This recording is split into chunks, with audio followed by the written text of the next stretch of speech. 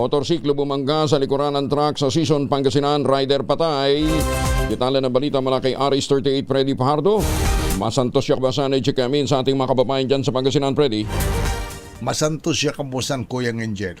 Dead on arrival sa Pusurubio Community Hospital ang 35 anyos na binata na residente ng Tara-Tara Sison matapos bumangga sa likuran ng truck na minamaniho na isang 32 anyos na residente ng Barangay Kulalay, San Jose City, Nueva Ecija. Batay sa paunang ulat ni Sison Chief of Police Major Jervil Quilorta, naginap ang aksidente sa National Highway ng Barangay Poblacion Central Sison bandang alas 9:10 ng gabi, kung saan nakasunod sa truck ang motorsiklo ng biktima at pagdating sa lugar ng aksidente biglang nagpreno ang truck dahil sa may lumikong basa na hindi agad napansin ng rider, kaya bumangga ito sa likuran ng truck at dahil sa walang suot na helmet ay napuruhan ng kanyang ulo, sanhi ng kanyang kamatayan. Kinonfirma ng duty physician na ang nasawi ay nasa impluwensya ng alaka.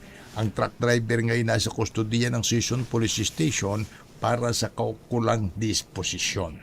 Mula sa Action Radio Pangasinan, ito si Freddy Pajardo, Aris 38, nag-uulat para sa DCRH, una sa Pilipinas, una sa Pilipinas.